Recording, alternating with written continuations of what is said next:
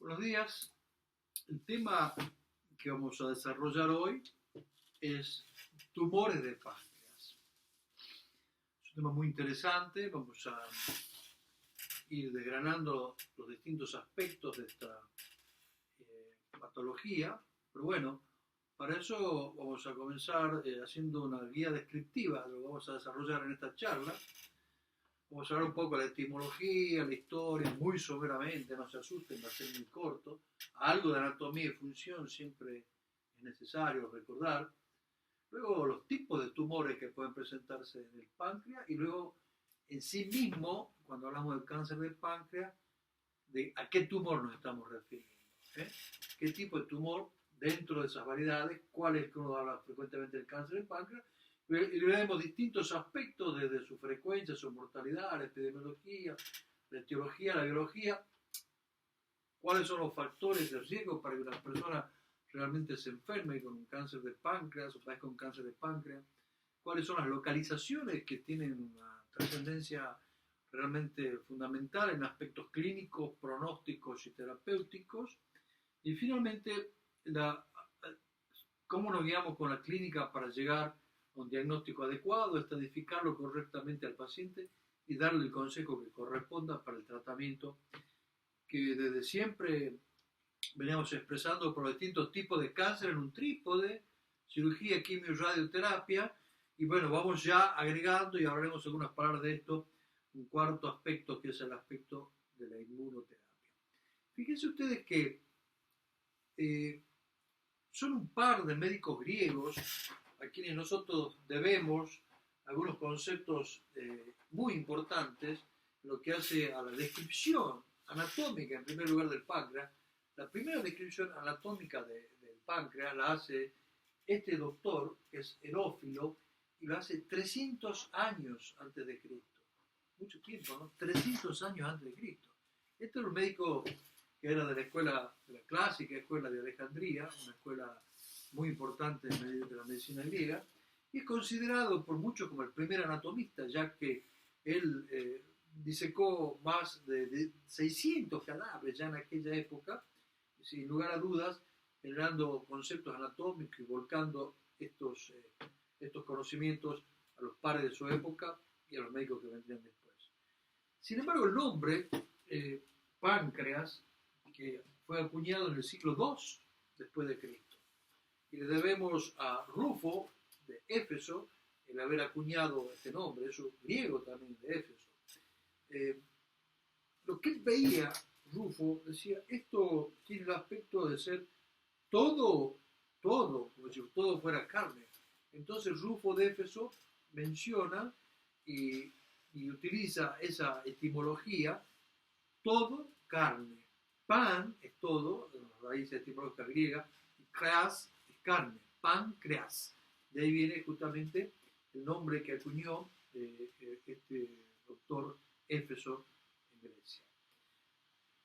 Fíjense ustedes que si nosotros tenemos que hacer algunas observaciones sobre los aspectos anatómicos, digamos desde ya que es un órgano que ha sido olvidado durante mucho tiempo por la ubicación profunda en el abdomen. Está profundamente ubicado, está tapado por el estómago, está atrás del estómago, está un poco por delante del plano vértebro muscular, el plano vertebral posterior. Y bueno, y si uno tiene que describir las distintas porciones del páncreas, debemos mencionar la cabeza, el cuerpo y la cola. Obviamente entre la cabeza y el cuerpo tenemos el cuello, y esta porción que se llama proceso uncinado, el páncreas, que es muy importante y pasa por atrás de estos vasos, que son los vasos mesentéricos. Además de estar en una ubicación, en una suerte de encrucijada anatómica, decimos encrucijada porque está poblada por vasos, estructuras tubulares como la vía biliar, el conducto de Wilson, el conducto de Santorini. Es una encrucijada compleja, los vasos esplénicos, la arteria hepática, los vasos mesentéricos, la arteria y la vena mesentérica superior. Bueno, es realmente una ubicación anatómica compleja cuando uno debe dar una resolución quirúrgica a estos pacientes. De modo tal que, bueno, debemos saber, por lo menos tener ese concepto que la ubicación del páncreas, probablemente para, sobre todo la cabeza del páncreas, no es muy favorable para realizar algún tipo de cirugía. Observen ustedes que si, hay un proceso neoformativo, un crecimiento en la cabeza del páncreas, también las manifestaciones clínicas, no solo que va a ser más complicado por esa encrucijada anatómica en la que se encuentra, sino que las manifestaciones clínicas también van a ser diferentes absolutamente a si está en el cuerpo o en la cola. Claramente, si está en este nivel, va a invadir la vía biliar con relativa precocidad, lo cual desde algún punto de vista uno puede decir que es bueno porque eso nos da una expresión clínica que es la ictericia y nos permite hacer el diagnóstico con mayor precocidad en las localizaciones cefálicas, en la cabeza, en cuerpo, en cola y páncreas. Son diagnósticos más tardíos justamente por esa presentación sorda, grabativa, por no presentar una clínica demasiado típica. Lo que entonces es importante que ustedes vean las características anatómicas del páncreas en esa encrucijada vascular. Si el tumor invade los vasos mesentéricos superiores, sobre todo la arteria, eso ya prácticamente impide, es una contraindicación formal para la cirugía, puesto que, ese paciente ya no tiene posibilidad de hacer una resección R0 con criterio oncológico, los mismos invade estructuras vasculares como la hepática, etcétera, etcétera, etcétera. Entonces, esta encrucijada vascular, glandular, intestinal y de conductos es todo un tema en lo que hace a la anatomía y la resolución quirúrgica posterior de estos pacientes. Veamos ahora un par de ideas mínimas básicas sobre los aspectos funcionales, sobre la fisiología del páncreas. Debemos saber que el páncreas tiene al menos dos estirpes, por llamarle así, celulares, desde el punto de vista funcional, absolutamente diferentes. Algunas que toda su función es formar un líquido, un jugo pancreático que se va a volcar hacia el tubo digestivo, específicamente hacia el duodeno, y claramente se vuelca hacia el duodeno buscando dos funciones.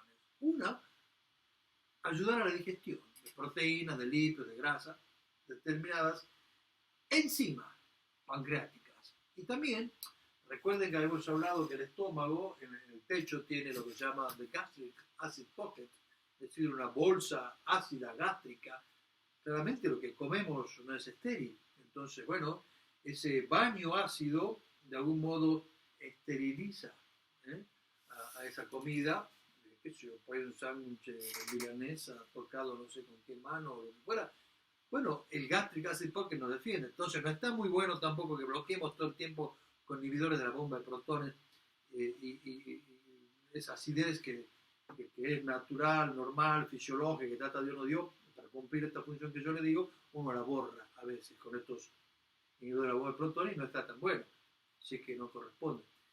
Y pero ese ácido también, que es irritante, cuando llega al duodeno va a ser bloqueado por el jugo que produce los acinos del páncreas, que contiene bicarbonato, agua y bicarbonato. Entonces, una parte del páncreas es lo que se conoce como páncreas exócrino, que son los acinos pancreáticos, aquí en amarillo, luego siguen los conductos, los ductus, y los conductos más importantes como el Wilson, el Santorini, etc., y van a terminar produciendo esas enzimas pancreáticas que van a favorecer la digestión de distintos alimentos y van a también neutralizar de algún modo la acidez gástrica del jugo gástrico. Y luego, aquí están con este color lila, estas pequeñas islas celulares, son unos islotes que fueron descritos por Landgren, son los islotes de Landgren, y que vuelcan su contenido hormonal,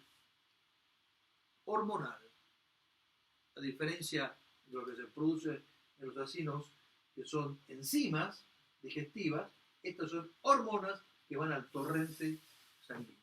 Distintos tipos de hormonas, la más clásica, ustedes saben que los celos beta producen la insulina. Fíjense que, tal como está expresado ahí en el año 1856, este extraordinario fisiólogo francés, Claude Bernard, describió las funciones y las células del páncreas exócrino, el que va a producir ese jugo pancreático, que se produce en los ductos, En los acinos va por los ductos y termina en el duodeno. Entonces ahí tiene los acinos, los ductos, y esto va a terminar en el duodeno. Este es el Wilson, va al duodeno. En tanto que los islotes de Langerhans fueron descritos por Paul Langerhans y vuelcan su contenido hormonal al torrente sanguíneo. Siempre se nos dice, los cirujanos opinan también de la parte metabólica, quieren tratar y curar a los diabéticos con la cirugía metabólica, y que va muy bien, eso será tema de otra charla algún día, pero bueno, fíjense ustedes que la insulina que tanto se utiliza a lo largo y ancho de nuestro planeta fue aislada del páncreas por un cirujano canadiense cuyo nombre es Frederick Banting, trabajando junto con un alumno, no era médico ni doctor, era alumno, Charles Best, y en el 1922 le entregan el Nobel. Debo decirles también, porque es curioso e interesante para ustedes, que Langerhans, quien describió esos famosos islotes, Langerhans también era estudiante cuando describe los islotes que hoy llevan su nombre. Y Banting y Best lo que hacen es aislar la insulina. Y eso le merece el Nobel en el año 1922. Ya no se lo dan a Best, pero luego Banting decide compartirlo con él. Es un poquito más larga la historia. Al titular de la cátedra dan el Nobel que nada había hecho. Y bueno, era un auxiliar de Banting, y Best era un estudiante. Y le dan el Nobel al titular de la cátedra y a Banting. Y a Best lo dejan un poquito de lado. Entonces Banting comparte con Best las recompensas pecuniarias del Nobel. Bueno, entonces, como decíamos, todo el páncreas exócrino produce jugo pancreático que va a terminar en el duodeno, favoreciendo básicamente el proceso digestivo. Y el páncreas endócrino, con sus islotes de Langerhans, va hacia el torrente sanguíneo y tiene distintos tipos de células de ese páncreas endocrino. Tenemos células alfa, que sintetizan el glucagón, las células beta, la insulina, ambas están relacionadas claramente con el metabolismo de los glúcidos, células D de la somatostatina, las células beta, el polipéptido pancreático. Digamos ya que también se pueden producir tumores en este sector, y son los llamados tumores neuroendocrinos, y pueden ser funcionantes o no. Si se producen las células beta, van a producir, tenemos un insulinoma que produce insulina, con la hipoglucemia y demás. Eso será tema de otra charla, si es posible vamos a agregar una clase. Son muy interesantes estos tumores neuroendocrinos, y no tenemos un conocimiento de muy larga data en los años, así que realmente merece la pena ser tratado y estudiado en su momento. Y bueno, y las enzimas proteolíticas, como ya dijimos, lipolíticas y amilolíticas, para digerir proteínas, lípidos y glúcidos, se producen en los ductus del acino, y luego van por los conductos, en el acino, luego van por el ducto y terminan en el duodeno. Muy bien, digamos desde ya, para ir adelantando, si esto es un acino y esto es un ductus, en esta zona, en el ductus, aquí, en el ductus y en el conducto, es donde empiezan a alterarse las células y se genera el adenocarcinoma de páncreas, un tipo de tumor que generalmente cuando uno habla de cáncer de páncreas, está hablando de ese tumor, de un tumor de un adenocarcinoma ductular que se origina en ese nivel. Bueno, esto es una ultrasíntesis de lo que recién ya expresamos, los distintos tipos del páncreas exócrino y páncreas endócrino. Y fíjense ustedes que las hormonas que produce el páncreas endocrino, que van hacia la sangre, son insulina, glucagón, somatostatina, polipéptido, y el jugo pancreático obtiene las enzimas digestivas, bicarbonato y agua y electrolito. Vamos ahora a ver un poco, vamos a entrar en tema y hablemos de los tumores de páncreas. En primer lugar, cuando hablamos de tumores de páncreas, debemos tener en cuenta que existen distintos tipos de tumores. Los podemos clasificar si son sólidos o quísticos. Claramente el sólido me preocupa más, pero el quístico, no porque sea quístico yo voy a decir que es benigno. Hay algunos quistes que pueden ser tumores malignos, a pesar de ser quísticos, y están ubicados en el páncreas. Unos sí, unos no, pero hay quistes que pueden tener una evolución como son cánceres, y otros que son benignos.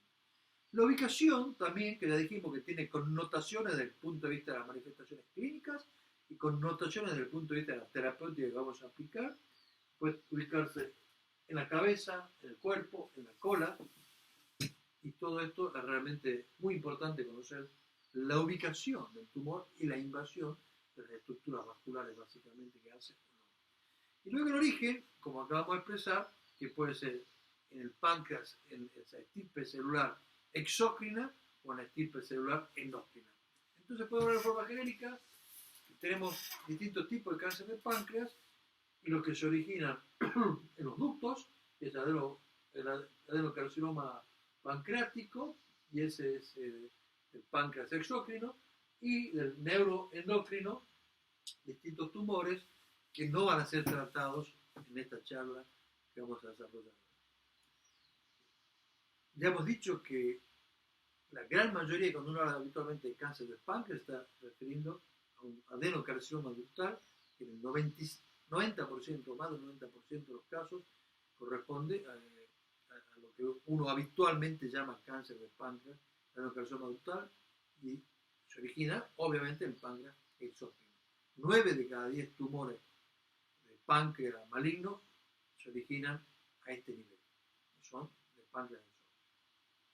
Esto es una repetición más de lo mismo, entonces fíjense, en el páncreas exócrino tenemos el tumor más frecuente que se presenta en el 90% de los casos, que es el adenocarcinoma ductal, pero también puede haber quístico, como dijimos, un citoadenocarcinoma mucinoso, o un citoadenocarcinoma seroso, un tumor pseudopapilar sólido, son todas lesiones malignas que pueden tener un aspecto quístico y se originan en el páncreas exócrino. En el endocrino se lo tratará en otra charla, son interesantes estos tumores, y también podemos tener linfomas, o lo que es raro, metástasis, es decir, tumores de otro origen, que vienen de otra región, que vienen de otra zona, y asientan, metastizan en el páncreas. Luego vamos a presentar un video, lo vamos a ver de subir al aula virtual, de una paciente, un caso muy interesante, con un tumor de páncreas, que lo resolvimos con una cirugía laparoscópica, y resultó ser una metástasis, un tumor operado décadas antes, un tumor de células claras, un tumor renal. Fíjense ustedes las sorpresas que nos puede deparar realmente la patología humana.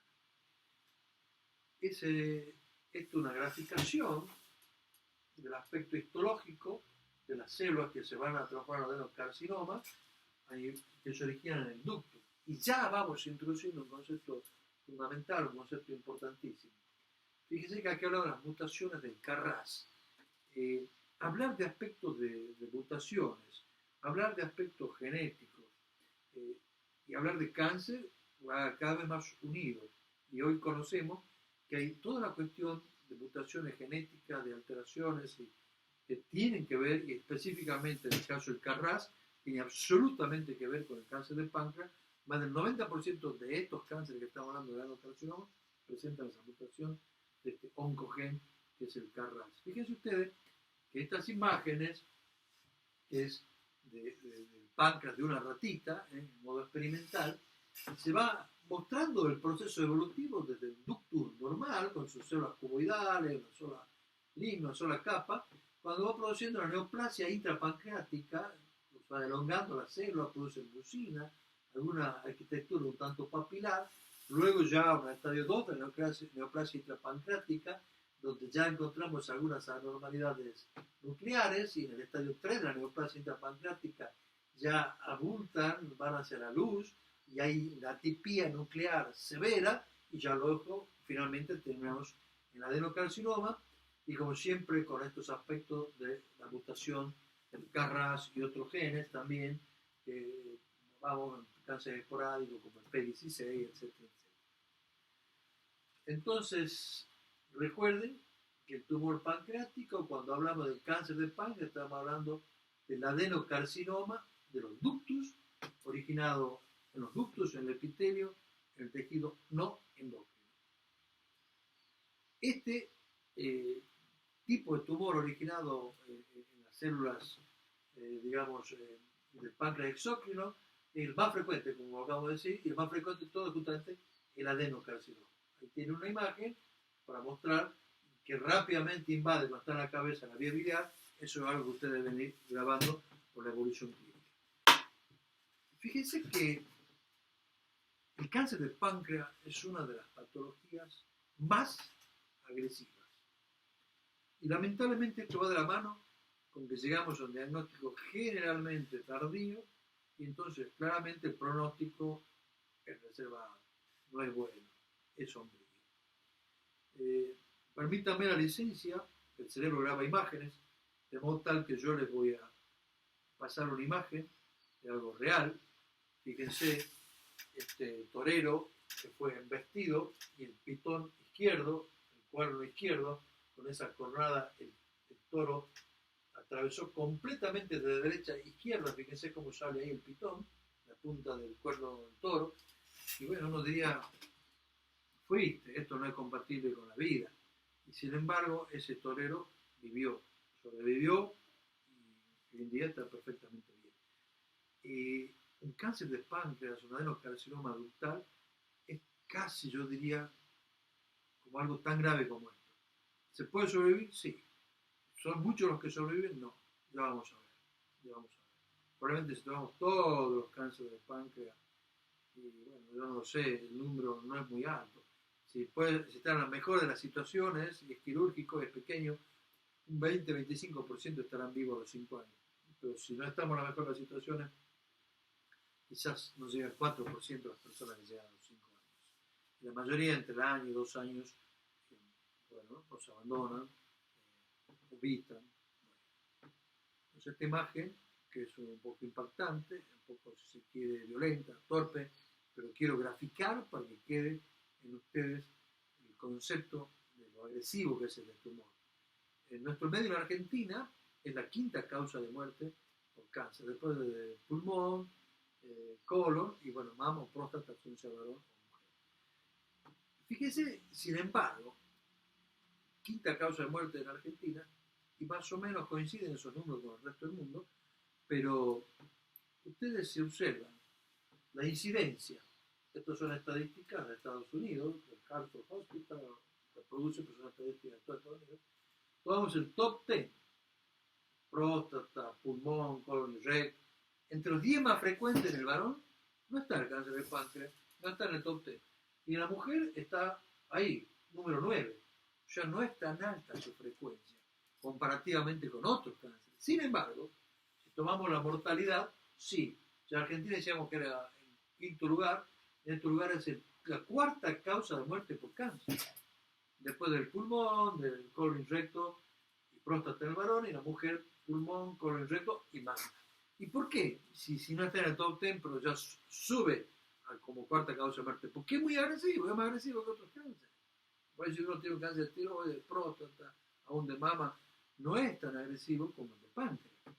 Por eso es que la sobrevida a un año, si tomamos de forma global, todos los pacientes, todos los grupos, lo cual, bueno, tomamos todos, de distintos T, de distintos N, de distintos M, al año, capaz que 1 de cada 5 pacientes con cáncer de páncreas está vivo.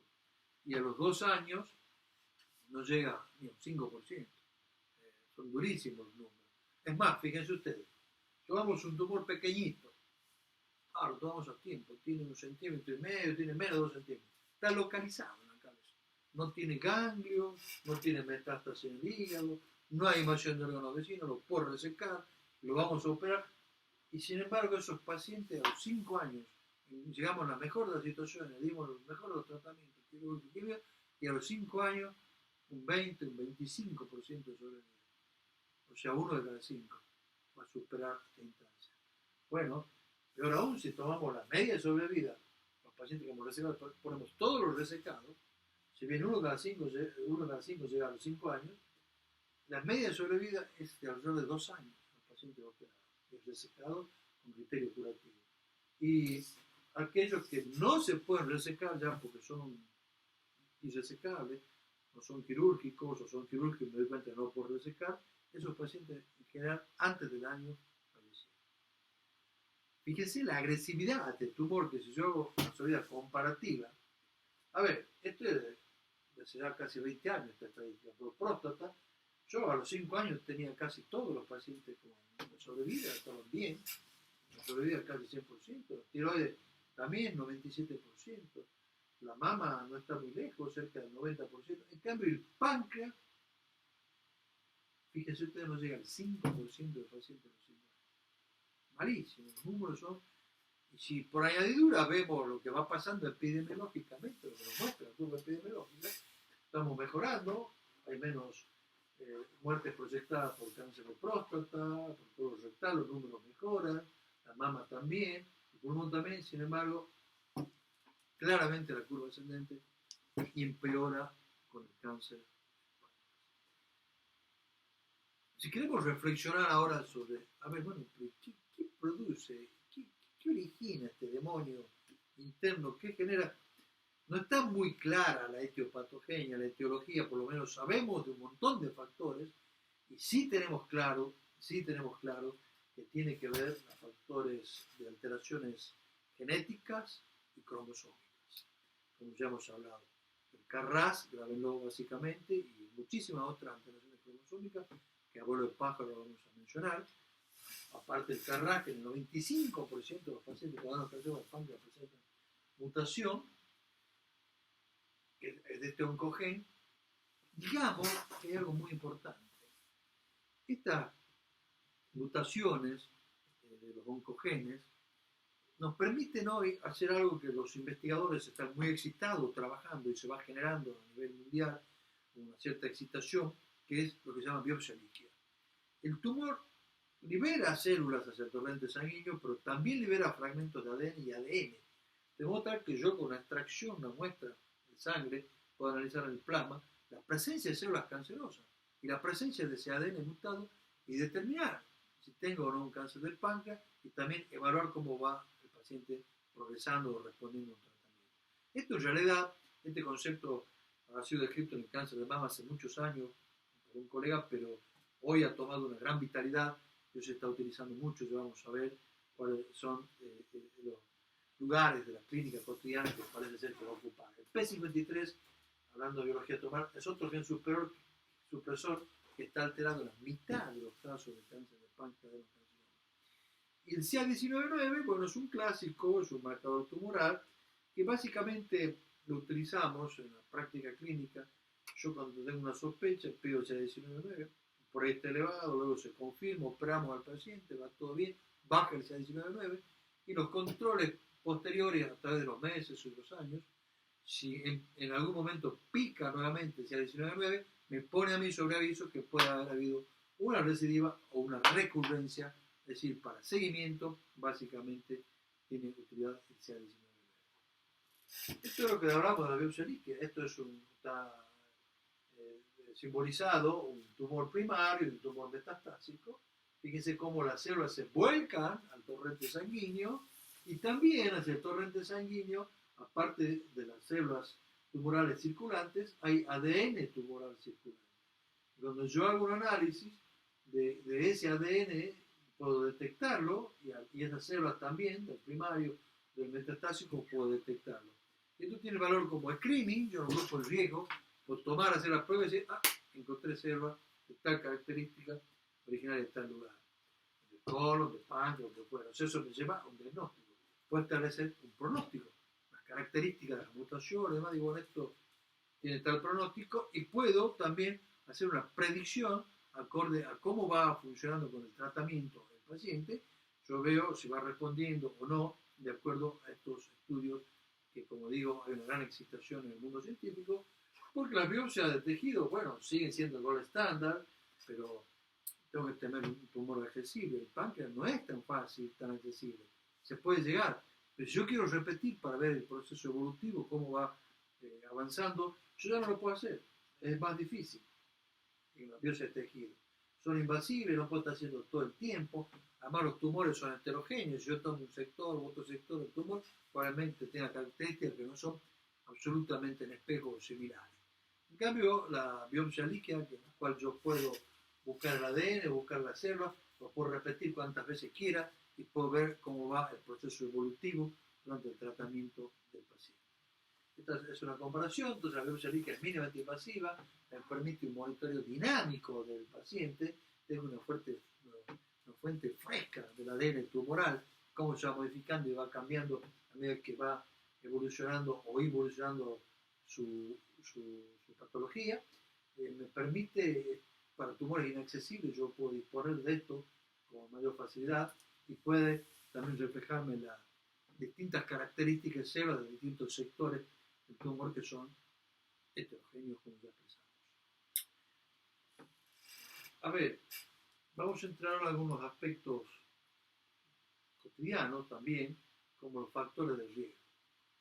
La genética, ya hemos hablado del KRAS, BRCA2, el síndrome de Lynch, tiene alguna relación a los pacientes que tuvieron cáncer de ovario con sus mutaciones genéticas, bueno, cáncer de mama. Eso pasa también, tiene interrelación con las mutaciones genéticas, por ahí una hermana, una tía, una prima, y luego él con cáncer de páncreas. Con la edad obviamente va apareciendo más allá de los siguientes 5 años, raro que aparezca un joven de 20. El tabaquismo, el alcohol siempre, tabacos, la cantidad de carcinogénicos que tiene es impresionante. La dieta mediterránea, fruta, verdura, eso es lo mejor, y poca grasa. Y fíjense ustedes que el paciente que ha tenido una pancreatitis aguda tiene aumentada las posibilidades de presentar a futuro un cáncer de páncreas.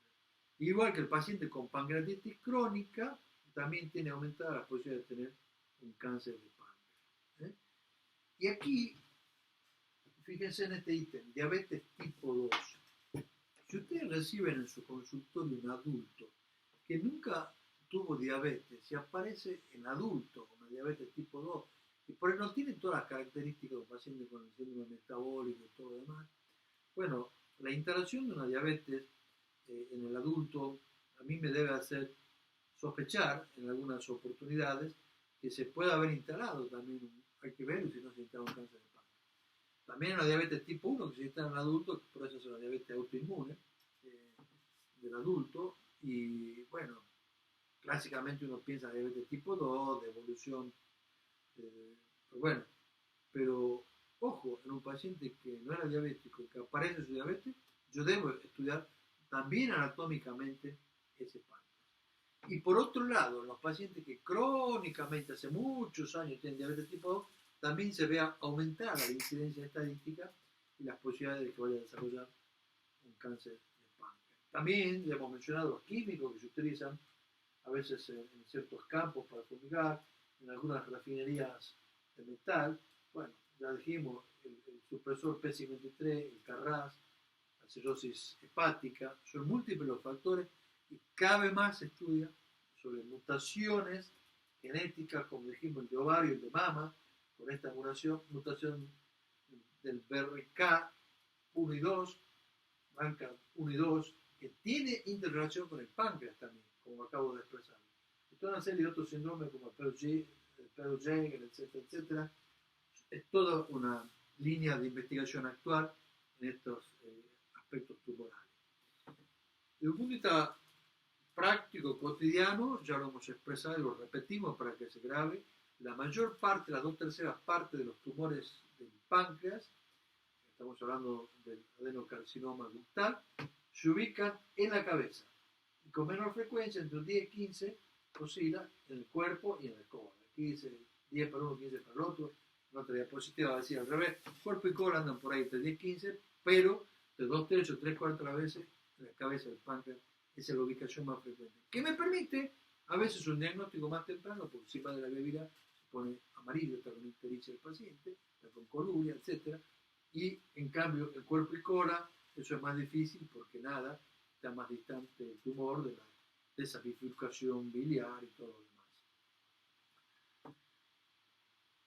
La ubicación del páncreas en esta encrucijada, como ya hemos mencionado, vascular, esta encrucijada ductal y de arterias y de venas y de conductos biliares, tiene mucho que ver con algunos aspectos como las manifestaciones clínicas que vamos a mencionar y también con la posibilidad que le podemos ofrecer como cirujano para decir, sí, yo puedo resecar a este paciente o no, este paciente no puede ser resecado. Déjenme decirles que el páncreas, como aparece ahí, y es así en la realidad, es hincha de River. El páncreas discurre así. Muchas veces ustedes van a ver libros, lo dibujan horizontal o algunos gráficos por ahí que hasta puedo pasar yo, que está más horizontal. El páncreas no es de boca, el páncreas es de arriba, tiene esa disposición. Y bueno, ya hemos mencionado varias veces que la relación con las estructuras vitales no se puede vivir sin la arteria mesentérica superior, la vena vital, la vena mesentérica, fíjense el ducto biliar, la arteria hepática. Pero vamos, si tiene vamos a suponer que este fuera el tumor, esto amarillo, localizado en la cola del páncreas, y no me invade ninguna de estas estructuras, y si yo lo detecté en un periodo que no tiene metástasis de diseminación a distancia, ese tumor es resecable. Igualmente será resecable si está en la cabeza, pero no me invadió las estructuras vasculares todavía. Yo lo podré resecar si no te invadía la arteria mesentérica. Si te invadía la vena, muchas veces no se puede, las más de las veces, y algunas veces quizás sí se puede hacer una reconstrucción de la vena mesentérica. Ya ustedes fíjense esta ubicación, que me va a invadir la arteria hepática, me puede invadir la vena porta, eso ya lo hace irresecable. Además yo tengo que resecar con un margen de tejido sano, eso ya no es posible, ya no justifico la resección. Hay serán otro tipo de tratamientos paliativos, porque la única posibilidad de ofrecer algo curativo al paciente es con la cirugía, complementado con las otras quimio, radio e inmunoterapia. Este tumor, por ejemplo, localizado en la cabeza, cerca del proceso uncinado, y que me invade las estructuras vasculares, engloba las estructuras vasculares, arteria, vena mesentérica, ya lo torna irresecable al tumor. Y el problema es que eso uno no siempre lo puede saber en el preoperatorio. A pesar que la ecografía, tomografía, resonancia, no siempre lo puede saber endoscopía, ecoendoscopía, con precisión. Entonces muchas veces va a cirugía. Entonces, por eso nosotros proponemos empezar por la paroscopía siempre. La localización y la distribución, ya hemos dicho, la mayor parte de las veces en la cabeza, cuerpo y cola, quizás un 10% de cada uno, y un 70%, 80% en la cabeza. Las 3/4 partes en la cabeza. Y esto, claro, que tiene que ver con las manifestaciones clínicas que va a presentar el paciente. Suele decirse que en las fases iniciales es asintomático el paciente. Pero déjenme que yo les cuente en mi experiencia cómo se presenta la presentación más común en el consultorio de los pacientes que uno ha visto con cáncer de páncreas de cabeza. Es un paciente que viene al consultorio y dice: doctor, vengo porque yo, la verdad que me levanté a la mañana y me veo el ojo, la conjuntiva, me veo que tengo amarillo los ojos y la piel. Y la orina está más oscura, está colúrico. ¿Y usted come todo? Sí, yo como de todo. ¿Y cómo va de peso? No, voy bien, quizás tengo 1 kilo, 2 kilos menos. Bueno, esta ictericia sin dolor, de presentación sorda, grabativa, que va insinuándose lentamente, que se acompaña, como dijimos, de coluria, hipocoria, las heces mucho más claras y la orina mucho más oscura. A veces el mismo paciente lo nota y de mañana porque el sol permite ver mejor la ictericia, o otras veces lo nota un familiar. Bueno, esta es la presentación más clásica. Y uno dice, bueno, si no hay dolor, pienso probablemente en un cáncer de páncreas o un tumor, como ya vamos a ver, que se conoce como tumor periampular, ya vamos a hablar un poquitín de eso. Y si hay dolor, vamos, que si el paciente tuvo un dolor intenso, como un parto, 2 o 3 horas de dolor, después se pone amarillo, bueno, pienso que hubo el parto de un cálculo que pasó a las 10 líneas. Sin embargo, esto no es una verdad de revelación bíblica absoluta. Muchas veces esto no es tan así y el paciente puede tener dolor, si bien no es el dolor ese cólico intenso como pasa en el paciente que pasa de la vesícula hasta el cítrico al conducto colédoco y obstruye un cálculo. Es diferente. Este paciente se pone amarillo casi sin darse cuenta. Y bueno, entonces el paciente vos le pedís un laboratorio, colestasa, aumentar la bilirrubina, la fomatasa, la gamma GT, la sinmonucleotidasa, la transaminasa. Una ecografía, vía biliar dilatada, pero no ve cálculo de ecografía. Si bien la ecografía es muy buena para detectar cálculo en la vesícula, y no tiene tanta sensibilidad para detectar cálculos en el hepatocolédoco, pero sí es muy buena para medir exactamente el calibre del conducto. Entonces, está dilatado, está a 12 milímetros, 14 milímetros, francamente dilatado, más allá de los 5 milímetros normales. Entonces, dilatado, sin cálculo, una vesícula dilatada, sin una Courvoisier, porque sus paredes están sanas y por la hipertensión se dilata y no tiene cálculos. Bueno, ya pedimos una tomografía y se confirma el tumor, que lo podría haber visto con la ecografía, y con la tomografía lo voy a ver mucho mejor, y voy a ver las relaciones con las estructuras vasculares, si está invadido o no, y si eso me permite decir, bueno, yo creo que sí lo voy a poder resecar o no, porque ya invadió las estructuras vasculares, los vasos mesentéricos superiores. Y luego podré pedir una colangioresonancia que me va a dar todo un detalle de la vía biliar. Y le pediré al endoscopista que vea la papila, porque por ahí es uno de esos tumores periampulares que se originó en una ampolla de váter, un ampuloma, o es de un cáncer del colédoco distal, y me puede tomar biopsia de ahí el endoscopista, o puede también hacer una ecoendoscopía y con una punción con una aguja fina, tomar un tejido y confirmar que sea un cáncer de páncreas. Volvemos y lo vemos estos signos y síntomas que muchos tienen que ver si está ubicado en la cabeza, que es lo que yo acabo de escribir, o la evolución de un paciente de cuerpo y colon en general, o es un hallazgo fortuito si lo tomas en forma inicial, sin diseminación a distancia, porque se hizo una ecografía, una tomografía por cualquier otra causa y apareció un hallazgo fortuito, o lamentablemente muchas veces es un hallazgo tardío cuando ya empieza con dolores, molestias, un dolor característico, lleva al dorso, que el paciente toma esa posición de plegaria momentánea, hace una flexión hacia adelante, etcétera, etcétera, duele cuando se acuesta. Bueno, eso generalmente ya es lo que pasa a nivel de cuerpo y colon. Yo ya les mencioné que hoy tiende a unificarse en un grupo, lo que se llaman los tumores periampulares, porque su expresión clínica es similar, ya sea que esté en la cabeza del páncreas, que sea un ampuloma, la ampolla de váter, o que sea un cáncer de la vía biliar distal o del duodeno. Todo esto se conoce como tumores periampulares, está alrededor de la ampolla, de la ámpula. El diagnóstico es similar, un paciente con ictericia sorda gravativa, luego pedimos el laboratorio con el marcador tumoral, colestasis, por ahí donde sea de alta o no, ecografía con los hallazgos que mencionamos, tomografía, resonancia, todo lo que mencionamos, endoscopía, ecoendoscopía, punción biopsia, y en general, estos pacientes yo pienso que son quirúrgicos, porque pienso que está resecable, porque no tiene metástasis, no se ve carcinomatosis peritoneal, no se ve ganglio a distancia, no se ve invasión vascular de la porta, ni de los vasos mesentéricos superiores. A pesar de eso, cuando entramos a operar, la mayor parte no se pueden resecar. Entonces, preferimos empezar por la laparoscopía. Porque si a ese paciente le queda un año de vida, 10 meses de vida, y yo con una laparotomía amplia le estoy quitando un mes de vida, y le estoy quitando más del 10% de lo que le queda. No es realmente muy buena la actitud. Entonces, mejor entrar con la laparoscopía y confirmar si es resecable o no. Con respecto al dolor abdominal, ya lo hemos mencionado, sordo, epigastro, vamos, hipocondrio, se puede ir al cinturón de ambas regiones, predominio nocturno, empeora con las comidas y cuando se acuesta el decúbito supino, y mejora con la posición en plegaria momentánea.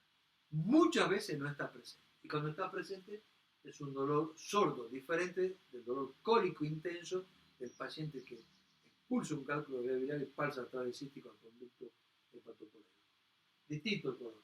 La pérdida de peso, lamentablemente, casi un 70% de los pacientes que acuden a la consulta ya perdieron algo de peso, lo cual habla ya de algún trastorno nutricional. Ictericia y luego el prurito más adelante en los tumores de cabeza de páncreas, no así en los tumores de cuerpo y colon. El prurito es un tema tremendo, a veces da una calidad de vida espantosa a los pacientes y hay que hacer, aunque sea en forma paliativa, si no es curativa, por lo menos algún resorte resolutivo para este paciente con prurito que no les permite una calidad de vida adecuada. Astenia, anorexia, malestar, 30%. Colangitis, como no es una obstrucción aguda, no es tan alta la tasa de infección de la vía biliar. Si está con fiebres, picos febriles, y con ictericia hay que sospechar la colangitis y tratarla rápidamente, hay que sostener esa vía biliar. El signo Courvoisier, que ya le mencioné, que es la ictericia progresiva, por esa vesícula tensa, palpable, que es una vesícula de un paciente que estaba sana previamente y se distiende por eso. Virchow describió hace muchos años un ganglio supraclavicular izquierdo, que ustedes lo podrán palpar durante la semilogía, que es una maniobra que bueno, fantástico, pero en realidad es un signo tardío, al igual que el signo del ganglio o signo de la hermana Mary Joseph o María José, que es un empastamiento, un ganglio o algo endurecido a nivel del ombligo. Esta hermana María José es en realidad Julia Dempsey. Ella nació hace muchos años allá afuera de Rochester, en Minnesota, afuera de Rochester, y prácticamente desde los inicios de la Clínica Mayo, la famosísima Clínica Mayo, trabajaba con los hermanos Mayo, y ella era la primera ayudante de cirugía de William Mayo. Y obviamente hace un seguimiento muy cercano de los pacientes, y ella describe este signo que observaba en pacientes que luego cuando lo operaban se encontraban con cáncer de páncreas, con cáncer gástrico, que era un signo tardío, o sea, sin tantos estudios tomográficos y demás, ya se sabía que ese paciente no tenía solución, no era probablemente resorte quirúrgico, porque ya había diseminado a través del ligamento redondo hacia el ombligo. Esto describió la hermana María José, Julia Dempsey, una colaboradora, una monjita colaboradora de los hermanos Mayo. Trousseau describió la flebitis, tromboflebitis migratoria, pequeños coágulos que se forman en venas periféricas de miembros inferiores, por ahí mismo va de la pantorrilla, luego pasa a la otra pantorrilla, luego pasa al muslo, es un cordón indurado, enrojecido, es un cordón que realmente el paciente le molesta, le duele, le puede llegar a provocar hipertermia. Bueno, esto es lo que Trousseau llamó la tromboflebitis migratoria y pudiera ser un síndrome paraneoplásico de un cáncer de páncreas. Lo clásico es la ictericia, algún dolorimiento y la pérdida de peso. Pero estos también son signos que se pueden presentar en forma de paraneoplasia.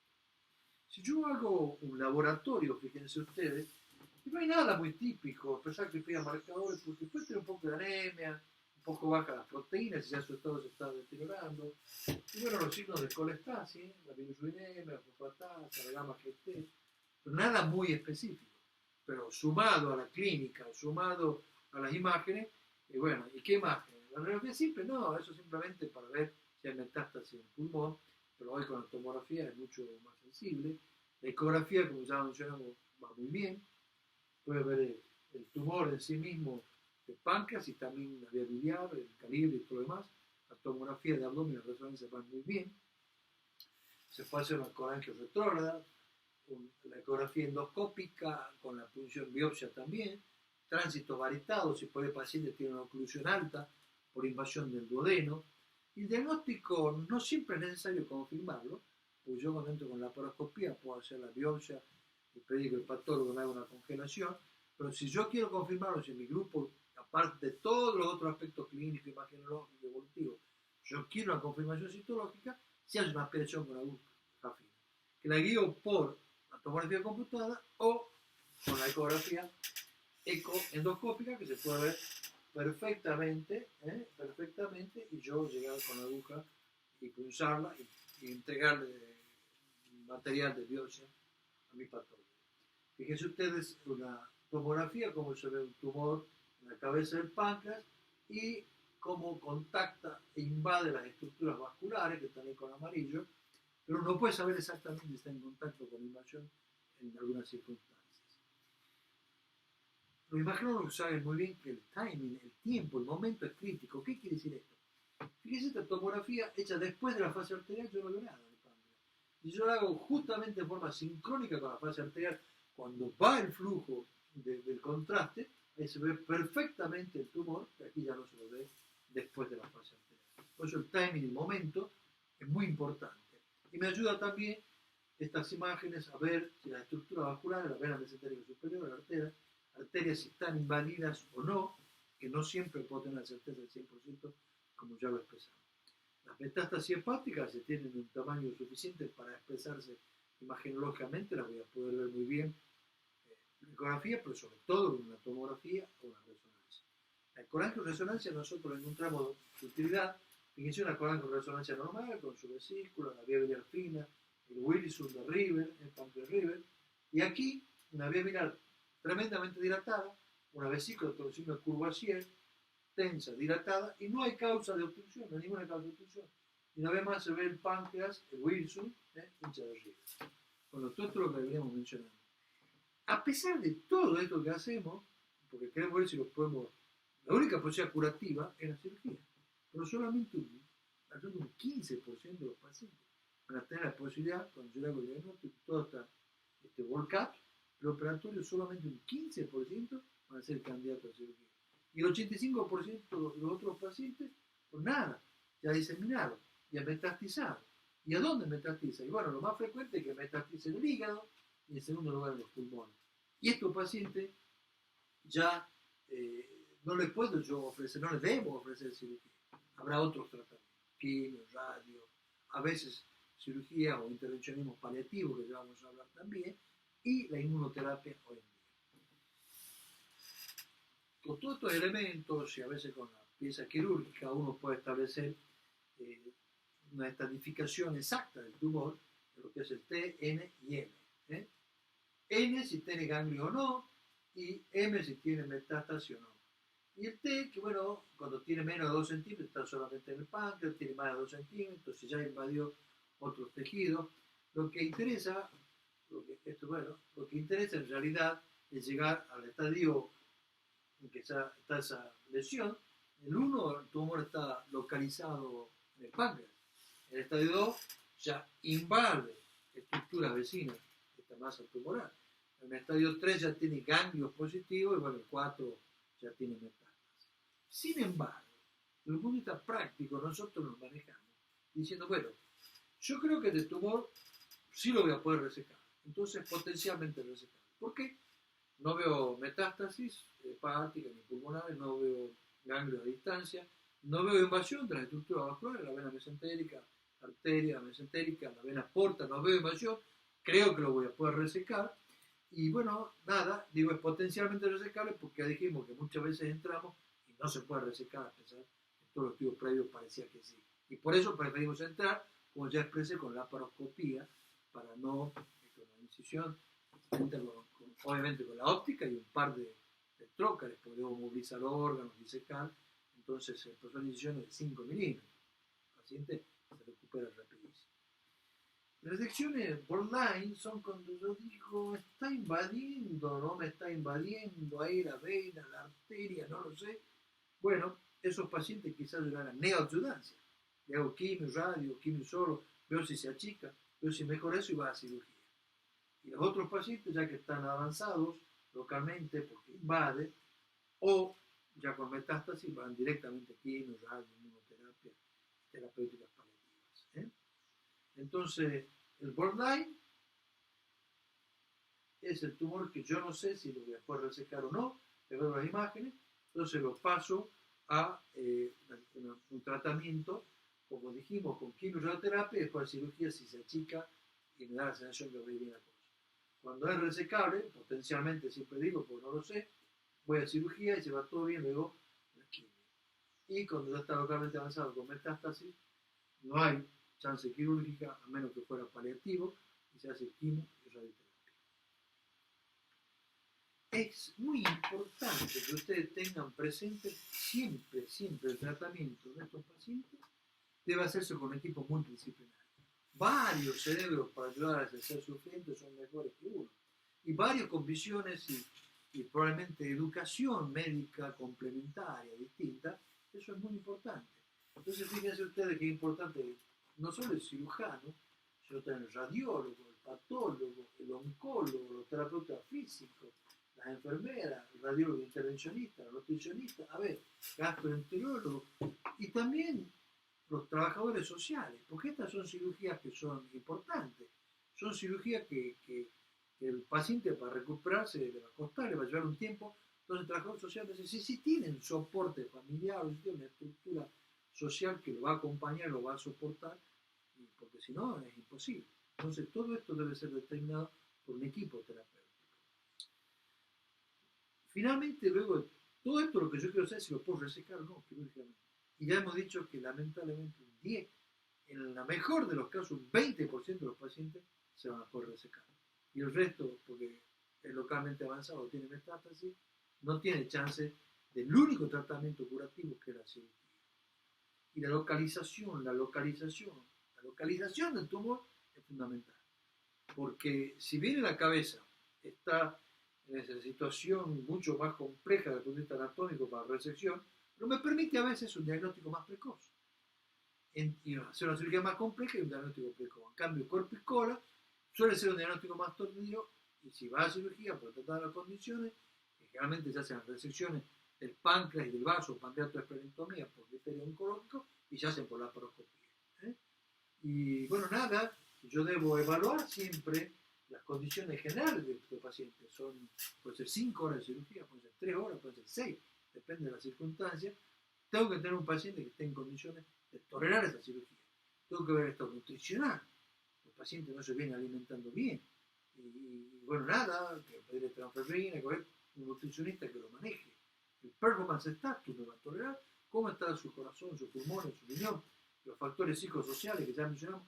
Todo eso finalmente no hace un contexto que, sumado a los fenómenos locales de distancia, me dicen sí, este paciente lo voy a beneficiar con la cirugía. Y ese paciente, ¿qué principios debo cumplir? Yo sigo, lo voy a beneficiar con la cirugía. Primero, como caso de la resección, R0, sacar todo el tumor y los tejidos circundantes sanos, un margen de seguridad. Esto lo llamamos la resección R0. Yo lo beneficio con la cirugía si logro eso. Aparte de eso, tengo que sacar ya de Harsted, para que se haga que sacar todo ese componente linfoganglionar que está alrededor del tumor, y del órgano, en este caso del páncreas, y luego tengo que restablecer la continuidad digestiva, biliar y pancreática, de acuerdo al tipo de cirugía que yo he realizado, que son distintas, y a veces tres anatomos y luego ninguna. La operación clásica, nosotros,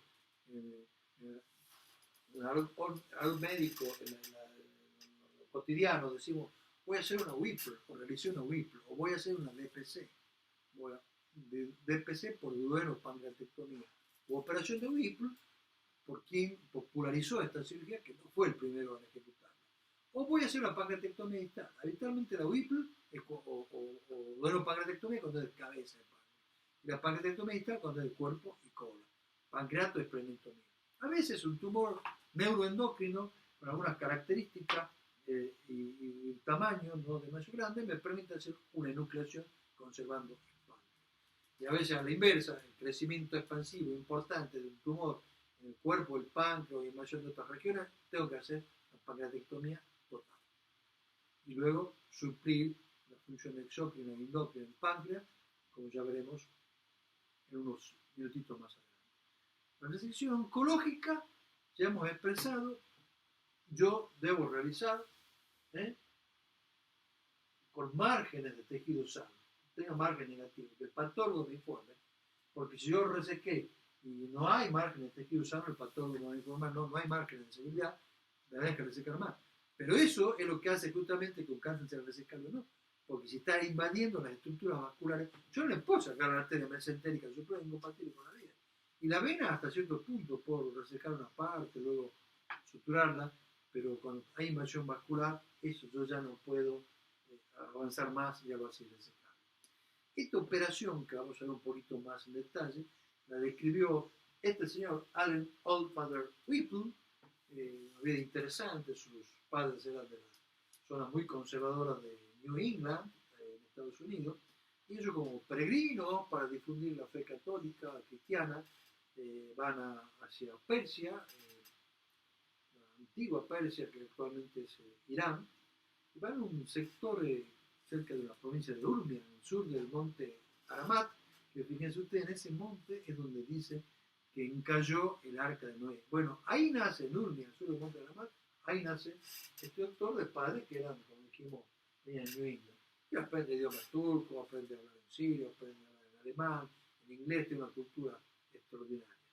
Y en el 1935 él populariza el método, lo pone digamos, en el conocimiento del mundo quirúrgico, lo realizaba en un tiempo, sin embargo ya en el 1912 Couch había realizado la primera duodenopancreatectomía, si bien en 2 tiempos, porque él para resolver la ictericia le hacía una colecisto, yeyuno, anastomosis entre el vesículo y el yeyuno, cuando se detenía el paciente hacía duodenopancreatectomía. Whipple decía, repetí una frase que yo se las quiero regalar a ustedes, decía, escoge bien a tu maestro, porque su influencia será evidente y duradera. Graben esa frase, que es realmente importante escoger quién va a ser el paradigma, quién va a ser el ejemplo de nuestra vida. No debe ser solo en los aspectos técnicos, sino también mucho en los aspectos humanísticos, espirituales, en la globalidad como ser humano. La cirugía estándar de Whipple reseca el estómago, parte del estómago, el antro, el duodeno y la primera parte del yeyuno. La cabeza del páncreas, donde está el tumor, todo esto en bloque, junto con la vía biliar y la vesícula biliar. Y luego se restablece la continuidad uniendo el yeyuno con la vía biliar, con el páncreas y con el remanente gástrico. Eso es otras imágenes de lo que es una operación de Whipple. Cada vez más se realiza, si se puede, y la mayor parte de veces se puede, una Whipple modificada por traverso, que es una cirugía donde se conserva el pilo, no se reseca el estómago. No es poca cosa conservar el pilo, es muy importante para el paciente. Entonces se reseca todo y se une luego lo mismo, pero aquí se preserva el pilo y lleva las mismas 3 anatomías. Ese es el procedimiento Whipple, como acabamos de mencionarlo, y aquí están las distintas anastomosis. Si yo hice una modificación de traverso, páncreas, vía biliar y estómago completo, páncreas, vía biliar y estómago con una gastrectomía parcial. Eso es lo que debo reconstruir. Esto es lo que se extirpa, como yo lo expresé, el duodeno o el estómago, que se llama Whipple clásica, la primera es el yeyuno, el páncreas, con el tumor obviamente, vía biliar y vesícula biliar. Y la reconstrucción, en este caso con 3 anastomosis, vía biliar, páncreas y estómago. En otras circunstancias, bueno, a ver, si yo tengo un tumor en la cola del páncreas es resecable, voy a sacar el páncreas, el vaso, por criterio oncológico, y ahí no tengo ninguna anastomosis, eso es lo que se llama la pancreatectomía distal. La pancreatectomía total, por necesidad, se extirpa todo lo mismo, el duodeno, el páncreas, todo completo, el delgado, la vía biliar, la vesícula, y aquí tengo 2 anastomosis, tengo que reunir la vía biliar con el alza intestinal y el estómago también con el alza intestinal para reconstruir. ¿Y qué pasa con el paciente después de una Whipple? Si las cosas van bien, y bueno, puede tener quizás una disfunción pancreática. Entonces yo lo voy a complementar luego con enzimas pancreáticas. Y puede también volverse diabético y hasta insulino dependiente. Entonces tendré que medicarlo como un paciente diabético si es que esto sucede, que no sucede siempre. Y vuelvo a repetir algo que ya lo dijimos. En el mejor de los casos, a los 5 años, un 20-25% de los pacientes, si 1 de cada 5 va a llegar a los 5 años. O sea, su vida no es bastante pobre. Y en general, la mayoría no llega a los 2 años. Y a los 5 años llega un 20%. O sea, fíjense ustedes, ahora ya no tomamos solo los quirúrgicos, tomamos todos los pacientes con cáncer de páncreas. A los 5 años nos llega, como ya dijimos, un 5, un 6%. Y los pacientes con los resequé, que yo creí que todo iba a ir bien, el 25% llega a los 5 años. Y la sobrevida, como acabamos de expresar, llega entre 1 y 2 años. Y si yo ya lo subdivido por grupo y digo, no, este 53% de los pacientes les presentan con un cáncer avanzado, un metástasis, bueno, eso no llega, no hay ni un 5% que lleguen vivos, la mayoría fallecen antes de los 5 años. Y si yo tomé la mejor de las condiciones, un tumorcito, que es el 9% de los pacientes, que es pequeño, confinado, que por resecarlo, con criterio oncológico y todo lo demás, 24%, 20-25% de los 5 años. Son números tanto duros, entonces yo puedo, en la quimioterapia, ¿qué rol juega? El preoperatorio en los pacientes borderline, en el postoperatorio los pacientes que ya fueron resecados, y en conjunto con la radioterapia a veces me puede disminuir el tamaño tumoral los pacientes borderline para ver si puedo llevarlo a cirugía. Y los pacientes que no pueden ir a cirugía, bueno, no queda más que quimio, radio e inmunoterapia y algunas terapias paliativas que ya vamos a ver en unos minutos. Bueno, el tratamiento paliativo, ¿en qué consiste? Si el paciente ya no puede ser resecado, porque ya tiene invasión vascular o lo que fuera, o metástasis, pero tiene una ictericia que lo va a llevar a un fallo hepático, colangitis, ya es imposible la vida por el prurito que tiene. Yo voy a colocar un stent por vía endoscópica, entro por la boca con el endoscopio, entro a nivel de la papila y coloco un stent que es un expansor metálico para permitir el flujo de vida. Si yo entré por la laparoscopía creyendo que por ahí lo resecaba y tengo las condiciones técnicas y habilidades quirúrgicas, puedo hacer también una anastomosis en ese momento para evitar esto en un segundo tiempo. Y algunos pacientes en su evolución presentan muchos vómitos, una suerte de síndrome pirórico, una presión intestinal alta, porque el tumor invade el duodeno. Bueno, esos pacientes suelen poder hacer una gastroentero laparoscópica también, y a veces se pueden utilizar algunos stents, que es más difícil y no es tan buenos resultados, como aquí que sí va muy bien, pero la gastroentero quirúrgica va bien. Y el tratamiento paliativo, bueno, las colestáceas lo acabamos de ver, el dolor, hay colegas que son especialistas en dolor, pero hoy podemos realizar también espanicectomías, bloqueos del plexo celíaco, una amplia gama de terapéuticas, y debo mencionarles que el páncreas, siempre hemos sabido que tiene una íntima relación con los estados de ánimo, y muchos de los pacientes presentan cuadros de depresión que son realmente muy profundos y deberá tenérselo en cuenta y ser tratados. Fíjense ustedes que en el 2018, a ver, volviendo a la anterior, fíjense ustedes, nuestros pacientes alcohólicos desarrollan cirrosis hepática, y los pacientes alcohólicos anglosajones o franceses desarrollan pancreatitis crónica. Nuestros pacientes alcohólicos suelen ser de buen carácter, en cambio los que desarrollan pancreatitis crónica suelen tener un carácter tremendo, se enojan con todo y calcifican todo, la arteria, el páncreas y demás. Siempre tienen una relación el páncreas con el carácter de la persona. Y los cánceres de páncreas y depresión también es un clásico. Volvamos a este punto importantísimo. En el 2018, este médico de Okinawa, Japón, Tatsuko Honko, y este doctor James Allison de Estados Unidos reciben el Nobel por algunos aportes que hacen a la inmunoterapia.